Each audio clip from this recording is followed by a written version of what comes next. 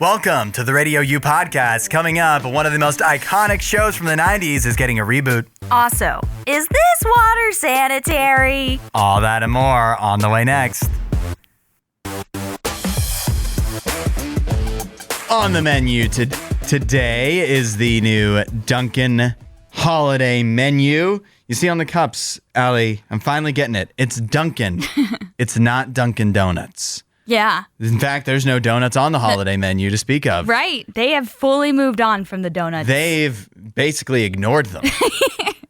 What made them who they are today. But nevertheless, what we have, at least most of the Dunkin' Holiday Menu, we have their new, I have the cookie butter latte, cookie butter cloud latte, which sounds amazing. I didn't realize that it was going to be iced, but that's fine. It's just what I want. I wondered about that because I picked these up and Yeah. I wondered, I was like, is it supposed to be iced coffee? I believe that, I just ordered it how it came as a default, Okay. but a questionable choice, I would say, because It it's is wintertime. cold, yeah. This is the holiday menu, not the summer menu. So let me start with the cookie butter cloud latte. By the way, it has like little cookie butter crumbles on top. Yeah. That's like it tastes like, the Biscoff cookies. Uh-huh. It's like if that was in coffee. Okay. So that's pretty good. That's pretty impressive. Tastes good. All Yeah. right. I'm going to try this sangria The lemonade. It's the berry sangria refresher. And with it's made with a lemonade. lemonade base. Yeah. I'm very excited. It looks gorgeous. Nothing says Christmas time like Ooh. sangria and lemonade. I know, this feels very summery, a refresher, but the color is very Christmas with the red. I think that's very good. Now, we also have the new food that's on the Dunkin' Holiday Menu, which we can start with the thing that they actually gave us, which is it's called the Raspberry Striped Croissant. Yeah.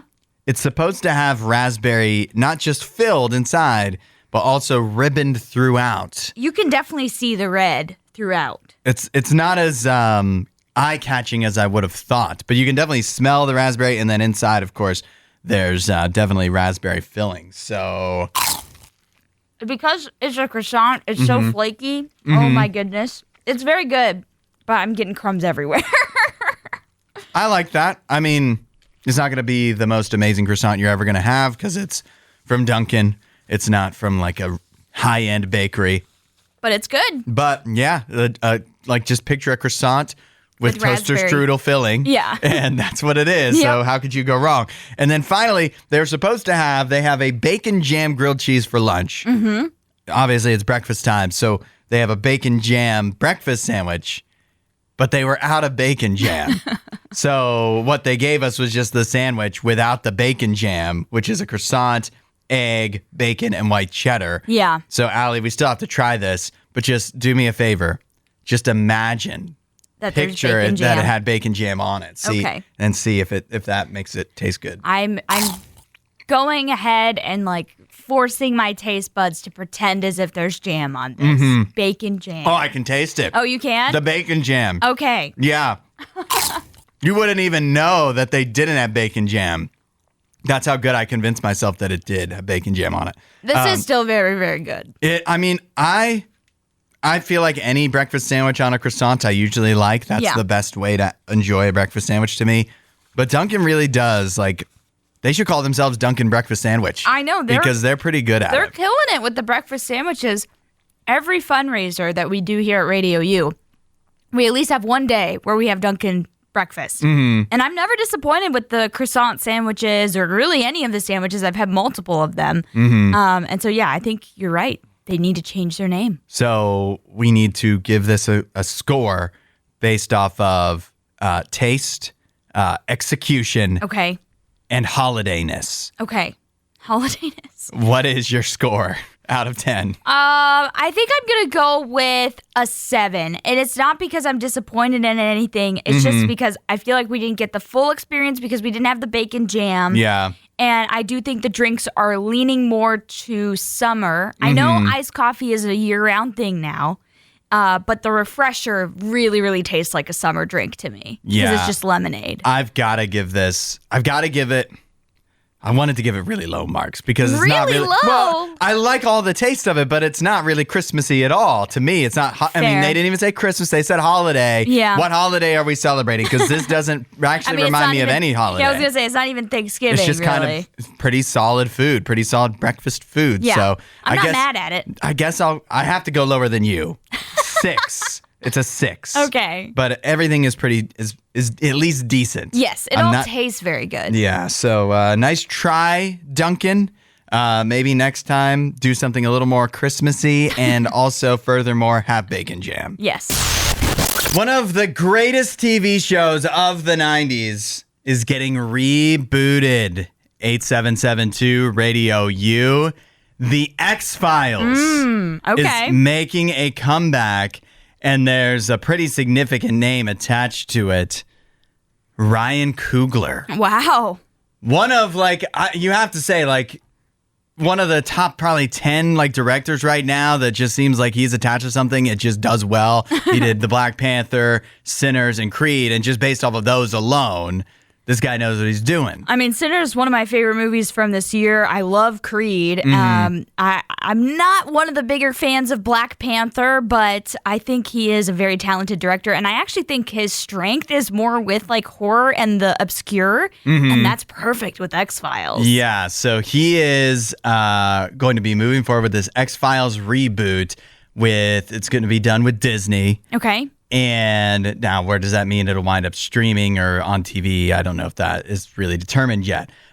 So far, Jabari Banks from Bel Air, which I just learned, Bel Air, the reboot of The Fresh Prince of Bel Air. Yeah. That's been running for 4 seasons now on Whoa. Peacock. Yeah. Okay. It's still going strong. So there's an audience for it. Apparently.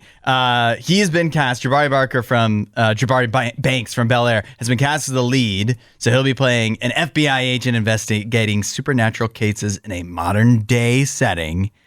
And you might be wondering, what about the original X-Files people? What about David Duchovny, Yeah. who played Mulder? Yeah. I don't know what he thinks, but I do know what Gillian Anderson, who played Scully, thinks. She has publicly stated that she's excited for Coogler's take and believes it's time for a fresh version. Okay. So She's on board. yeah, I think, and also I wouldn't expect in a reboot that you would bring back David Duchovny or Gillian Anderson. It would be cool to see them come back maybe as a cameo or something. Exactly. That's maybe, especially if it's not doing as well, that's the... They'll pull that lever. Either if it's really floundering and they're like, how can we juice this back up, get Fox and get Mulder and Scully back, or if it's really doing well and they're like, let's take this to new heights. Yeah. Let's cross back over with the old X-Files. But if you never watched the X-Files, which I never actually did. I didn't either. It was before my time, but I know my parents loved it. Okay. And I've kicked around the idea of watching it several times. It's a show basically each episode stands on its own, right? Where they're investigating some kind of weird monster, alien, blah, blah, blah, something of that nature. Yeah. But then there's also the underlying conspiracy kind of thing that ties a ribbon through the whole show. Yeah. Through the whole season. The reason I've not watched it in part is because it is 10 seasons and a couple movies. And that's That's a lot of time. Even though I know they all kind of stand alone, at the same time, I'm like, I don't want to. And they're all an hour long, right? Yeah. The episodes are an hour of TV. So that's a lot to invest in. It really is. It's kind of reminding me not even recently. It was last year I started rewatching CSI for the first time, the original OG CSI. Mm-hmm. There are so many seasons of that. We're talking almost 20 seasons, if not more. But honestly, I think as soon as Grissom's gone, I'm just going to slowly back away like I'm Homer going into the hedges. Yeah. So with the X-Files, there's always, I feel like it's such a split that there's going to be the people that remember it. Yeah. And there's some that will be like, yes, I just want more X-Files in any way I can get it. It was Sure. so good. There's others that are like, you can't ruin the original for me. The purists. So I'll never watch it. Yeah. But then what about the people that didn't watch X-Files the first time? Like us. Like us, yeah. Does this is this like for us? Like, do we think we're gonna watch it? I mean, I always had the idea in the back of my head, similar to you, of like, oh, yeah, that could be a show I go back and watch. But for some reason, it never really spoke to me. But I also never gave it a chance. Maybe if I gave it a chance, I would have really liked it. Yeah. But that type of show is not something that I usually go for. Usually, I'll go for something that's like a crime drama or a period drama. Those are like the shows that I'll typically watch. I think this is the kind of thing that is made for like a person like me. Okay. I could never sit down and watch the X-Files original because I can't. 10 seasons is too overwhelming. Yeah, that's for a me. lot. And I don't want to start a show knowing that I'm never going to finish it. Yeah. But to start from day one with a whole new version and with good names attached to it, Ryan Coogler, like I feel like he's going to do a good job. So. Yeah, give it a chance maybe, but also if it's no good, you have no commitment to stay in it. That's right. I don't have to feel bad about not finishing. 8772 Radio U. Let us know if you want to watch the new X-Files reboot that's in the works. The Canadian Food Inspection Agency office in Kelowna, British Columbia has been vandalized. It was vandalized this weekend. As far as I know, even as recent as yesterday, even though it was vandalized over the weekend, it has not been cleaned up. It was covered on the outside with fecal matter and eggs. Ooh. And I'm not going to tell you what the fecal matter spelled out. Oh, no. Which is really, first of all, a cell phone. If you, not a cell phone, you owned yourself by your thing being, I'm going to smear poop all over this building. Like, you're the one that is covered in poop then. Yeah. What did you use, a paintbrush or something? Right. Anyways. You had to get that poop somewhere. Right, where you had to collect it and then, like, transport it. Gross. Why did this happen?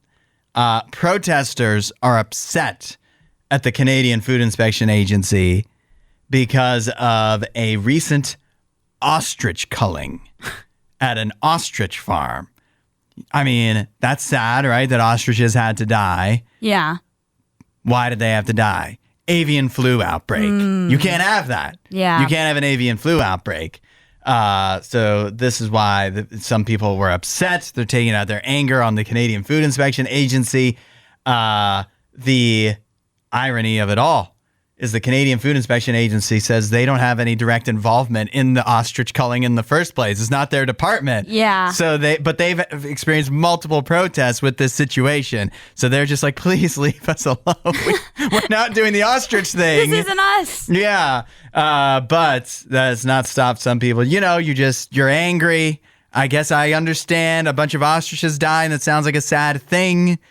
And you're trying to find somewhere to take it out. They're just taking it out in the entirely wrong way at the entirely wrong place. Yeah. And I don't know if the authorities confirmed what kind of fecal matter they were using either. So, are they going to actually test that? Is that net? Do you Find think out they what should? Species? I would imagine not. Why waste money on that? Maybe for like safety, maybe. And check if there's any diseases before somebody starts cleaning it up. Yeah. I don't know. And that may just let you know what species it is. But yeah, I don't think that's super necessary. But yeah, this is a crazy story with the culling thing. Like, that's just, if you don't know what that means, that's like a selective slaughter. And so yeah, these animals are being like literally shot. It's really sad, but as you said, they have the bird flu.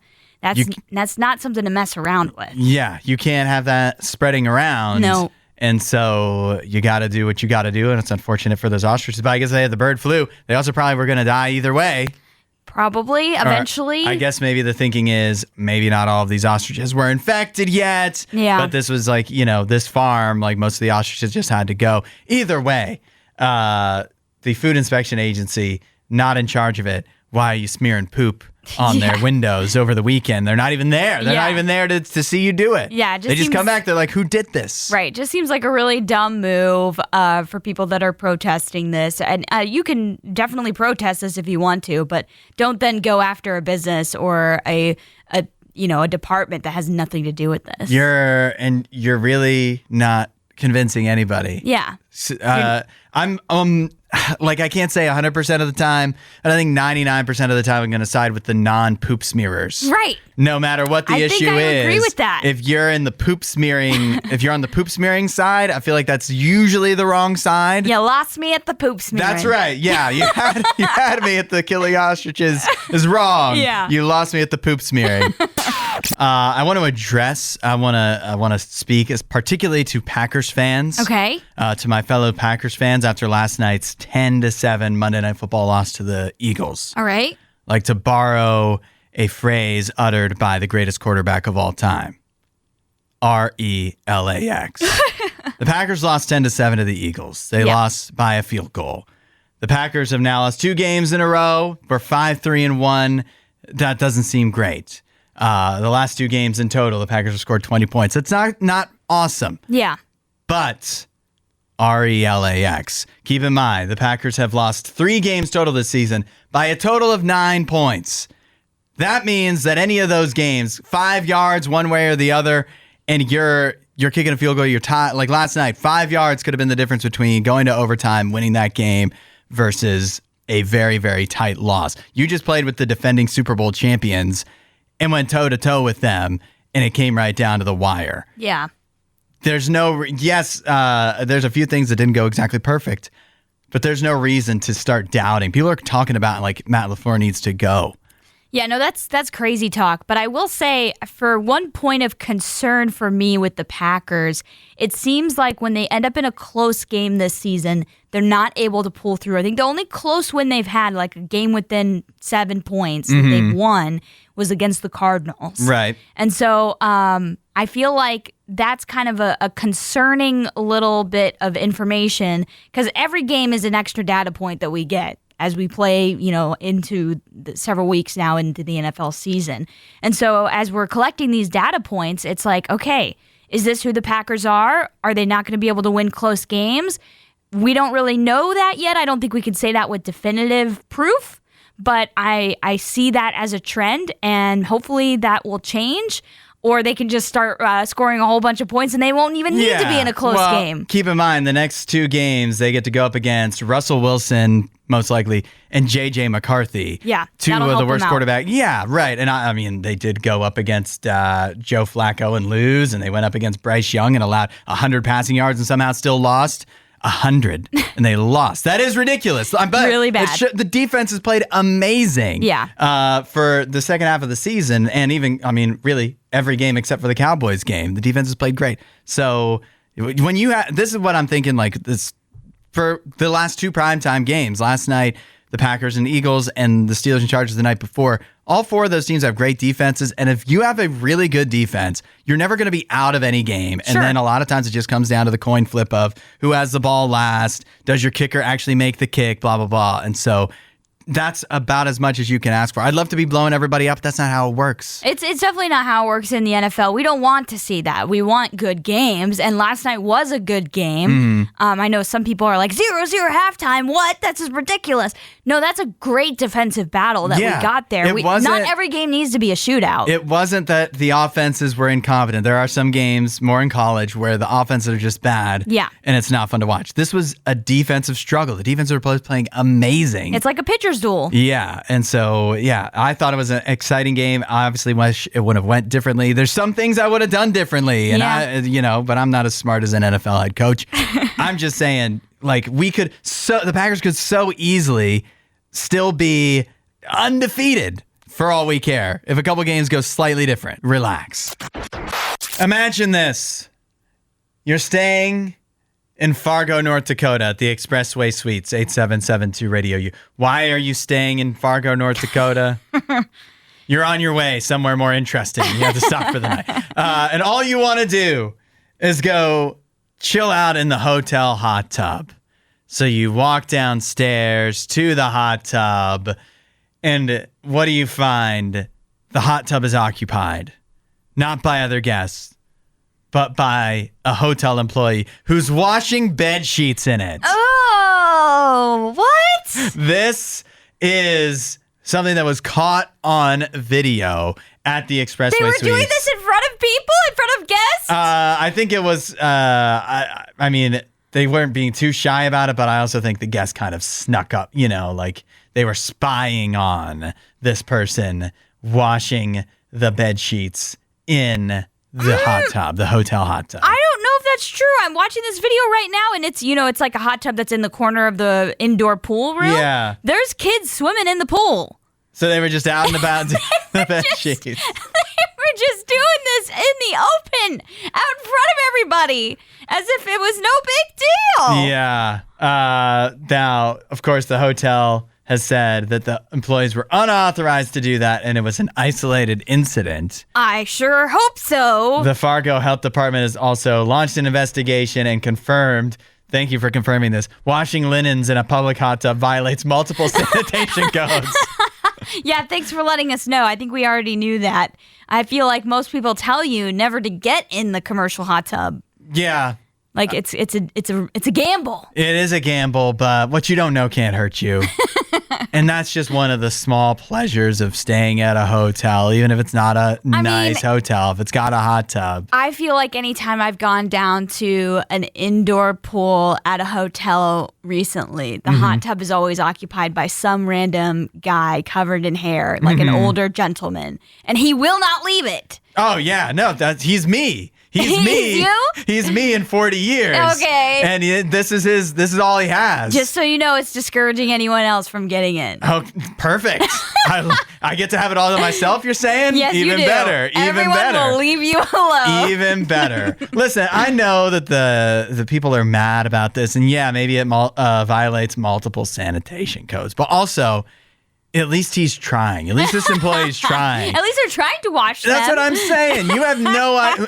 Go into any hotel and just guess the last time they washed the sheets. You have no idea. Yeah. You do not know. And the closer you look, the more you'll find it's probably been longer than you think. Yep. So at least this employee was trying. Yeah, and this is why I don't like staying in hotels. I've had to stay in hotels for many, many years. Me and my family, we used to travel all across the United States and stay in some good ones and some really not great ones. And so, yeah, I've gotten to the point where I'm like, I just want to stay far, far away from those beds. Yeah. Well, what other option do you have? Airbnb, but that's also could be a gamble. even worse. Could be even worse for all you know. It may not be worse, but it's still a gamble. You just gotta hold your nose. Hold your nose. Yeah, pick one of the choices and just go with it. If you're the owner of a new Toyota, Lexus, or Subaru Solterra, new as in model year 2022 or more recent than that, I'm sorry to say, your car has been recalled. Uh-oh. Yeah, I mean, you can still drive it, just not as safely. Okay. There's been a recall issued by the National Transportation Safety Board, where they have been made aware of an issue with these vehicles, Toyota, Lexus, and Subarus made after 2022, where the rear view camera will either freeze or display a blank screen. Oh. You can understand why the rear view camera freezing could definitely cause some issues for people. Especially if you are used to driving with a rear view camera, like backing out with one. Yeah. You become really reliant on that thing. There's literally a woman here on Reddit responding to this story who says, I backed into my husband's truck and couldn't figure out how. Could have sworn I was not that close on the camera. But it froze. Yeah, but oh no! Now so there's it makes an you think explanation. it's working. Yeah, that's even worse. Yeah, that's so that is obviously something that could cause issues. Yeah. So they have recalled over 1 million vehicles. Of course, again, you can continue driving and just using your mirrors, I suppose. But you can also take it to a dealership and get it fixed for free. That's good. So that's it does say it'll take an hour to fix, but that's not terrible. I would just hope that would actually be an hour. Yeah. Because I'd be worried you'd drop it off and they'd be like, well, we have 5 other Toyotas in front of you. And then what I'm always worried too is, hey, we fixed your backup camera and we found 8 other things that also need to be fixed. I know. I hate taking my car to the mechanic. Yeah. They hook it up. My car's old. They hook it up to the computer and they're like, yeah, there's like 25 little alerts that are popping up. And I'm like, I'm just like, which ones could kill me? The ones that can't, we'll let those slide. I'm like, as long as the car's drivable. I always lie. I'll be like, I'm going to get that fixed next time. I'll be right back. I'll be back. You'll see me in a month. and then I never go to that same mechanic again. It is kind of sad that if you can't trust your backup camera, what is it good? Why is it even in there? You know what I mean? Right. A lot of people in the comments, like on where this has been posted, are like, this is why if you back into something, it's your own fault, even if the camera is frozen. And I'm like, yeah, I mean, that's true. But also, if I can't trust the camera, what's the point of the camera being in there in the first place? Right. If I still have to use the mirrors, then I don't need the camera. Yeah, then we should just remove the cameras entirely. But that's been the worry. That's been those that have been against the cameras. That's why one of their main arguments is when it's broken, what are you going to do? If you become hyper reliant on that, are you going to be able to understand like switching back to the mirrors? Hopefully most drivers would be able to, but there may be a few that would really struggle with that. Yeah, or we could just have self-driving cars. I mean, we could. I think there is cars that do like the parking for you, right? Like the parallel parking. I've heard some pretty amazing things about Waymos. I mean, I hope to ride them on one day. I'd much rather allow a car parallel park than me. I'm not good at it. Another streaming service is getting a price hike. 8772 Radio U. I know what you're thinking. Like, there's another. Which streaming services are left that haven't hiked prices? They've all raised their prices. Yeah, so I guess I should say another streaming service is getting a price hike again. Yeah. In this case, it's Paramount Plus, which announced that in 2026, so you do still have some time, they'll be making another price hike. It'll be their second price hike in the last 2 years. Oh, my goodness. If you're a Paramount Plus with Showtime subscriber, the plan is going to go up from $12.99 to $14.99 per month. And the ad-supported essential tier of Paramount Plus is going to go from $7.99 to $9.99 a month. They are all just getting so expensive. I was literally just talking about this with my family on Sunday. We said, we've all been conned. Mm-hmm. We have been conned because we all cut the cord.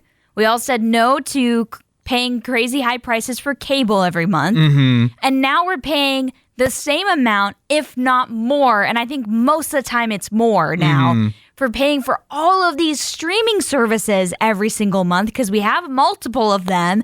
And then if you are a person that likes, football, any sports at all, you have to pay even more to be able to watch those games because none of them are all just on the national broadcasting channels like NBC or CBS. Many of them are on ESPN or FS1 or one of those channels. And so you have to have all of these different things. So you're paying way more than what we paid when we had cable. And you think about it, when Netflix was popping off, right? Yeah. Like when Netflix was getting going, when some of these streaming services were first taking off, I think about Disney Plus. Like when Disney Plus launched, there was stuff on Disney Plus that was special that wasn't just like that would be on a channel somewhere. Right. It's not really that way anymore. No. Like obviously all the movies eventually go and live on one of the streaming channels, but it's not like they're getting a lot of exclusive stuff. Right. On most of the streaming services at this point. Yeah. It's just the same stuff you would get on TV. It's just a different format. It's just on demand. Yeah. And yeah, I think I'm starting to realize like at the beginning of this rise in the streaming services, I felt like there was a lot of value in the exclusivity and the on-demand part. But now more and more that they have sapped the money out of all of us, I'm not seeing the value anymore. Yeah. Yeah, I mean, you knew this was going to happen with Paramount Plus after they announced the UFC deal. Sure. It was kind of exciting. 2026, you don't have to pay pay-per-view to watch UFC anymore. You just need a Paramount Plus subscription, but that cost them a lot of money to do that. I bet, and somebody's got to pay for that, and that somebody is us. Here's what's really sad.